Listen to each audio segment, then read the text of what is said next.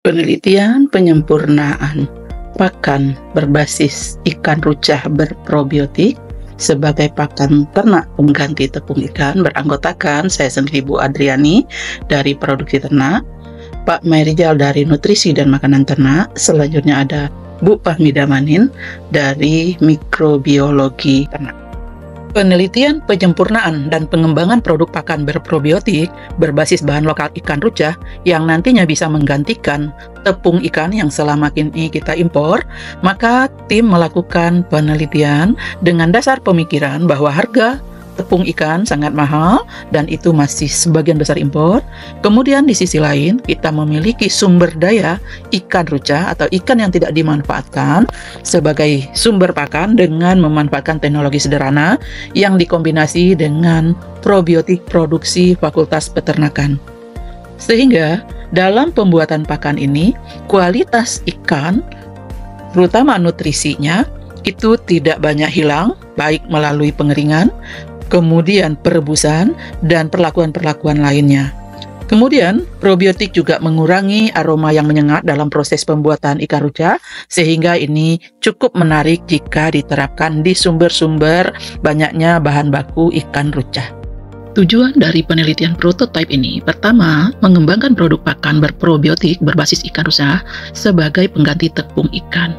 Kedua, memanfaatkan sumber daya lokal yang ada secara optimal sebagai pengganti tepung ikan yang selama ini kita masih impor. Yang ketiga, kita mendapatkan harga pakan yang lebih murah berkualitas berbasis sumber daya lokal. Keempat, meningkatkan efisiensi penggunaan pakan sekaligus meningkatkan pertumbuhan ternak yang ada. Proses pembuatan pakan ikan berprobiotik dimulai dengan mempersiapkan bahan-bahan yang digunakan. Pertama adalah ikan rucah yang kita peroleh dari pelelangan ikan. Kemudian kita mempersiapkan dedak. Kemudian kita mempersiapkan bungkil inti sawit. Dan kita juga mempersiapkan ampas kelapa. Sekaligus kita mempersiapkan probiotik yang nantinya kita gunakan dalam pembuatan pakan. Pembuatan pakan ikan rucah berprobiotik dimulai dari menimbang ikan rucah yang digunakan. Kemudian ikan rucah ini dicampur dengan probiotik sesuai dengan persentase penggunaan. Setelah rata, maka campuran ini digiling menggunakan mesin penggiling. Setelah melakukan penggilingan ikan rucah probiotik, maka ikan rucah ini dicampur dengan bahan-bahan konsentrat lainnya seperti dedak, bungkil inti sawit, dan diaduk secara rata. Setelah semua bahan rata, maka dimasukkan ke dalam mesin pelet untuk menghasilkan pakan pelet ikan rucah berprobiotik. Setelah pakan berprobiotik selesai dilakukan, kemudian pakan dikeringkan, bisa di bawah sinar matahari secara langsung dengan menutupnya dengan waring, atau masuk ke dalam oven dengan suhu maksimal 38 derajat Celcius, atau bisa juga kita lakukan pengeringan di dalam rumah plastik UV. Pakan yang sudah dihasilkan, kita gunakan untuk ayam KUB dengan 3 perbandingan. Pertama, kita menggunakan 100% pakan komersil. Kemudian yang kedua, kita kombinasikan pakan komersil dengan pakan berprobiotik. Kemudian yang ketiga, semuanya kita menggunakan pakan berprobiotik.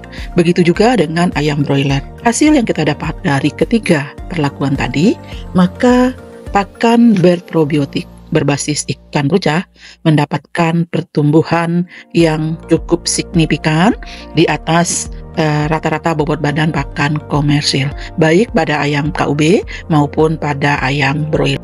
Pakan ikan rucah berprobiotik yang dihasilkan ini tentunya dari segi biaya itu lebih irit, di mana per kilogramnya itu sekitar 5.500 di luar biaya tenaga kerja. Jika kita bandingkan dengan pakan ayam komersil, satu karungnya untuk 50 kilo itu sekitar 450.000 sampai 600.000 atau setara dengan 9.000 sampai 12.000 per kilogramnya. Simpulan yang bisa kita dapatkan dari penyempurnaan produk ikan rucah berprobiotik ini, bahwa kita bisa mendapatkan pakan berkualitas berbasis sumber daya lokal dengan harga yang lebih murah dan lebih mudah dalam penerapan teknologinya. Kami tim peneliti tentunya mengucapkan terima kasih kepada DRTPM Dikti yang telah mendanai dalam penyempurnaan produk pakan berprobiotik ini.